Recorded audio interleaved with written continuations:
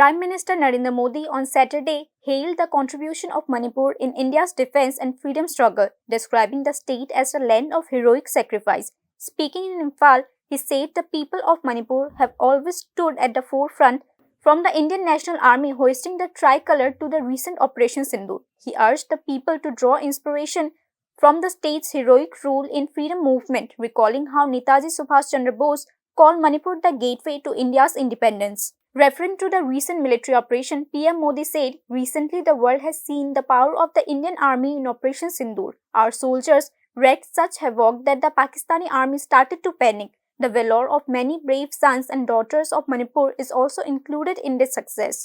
PM Modi paid special tribute to BSF Constable Deepak Chingakham of Manipur's 7th Battalion, who laid down his life during unprovoked cross-border firing by the Pakistani forces in the Arispur sector of Jammu and Kashmir on May 10th.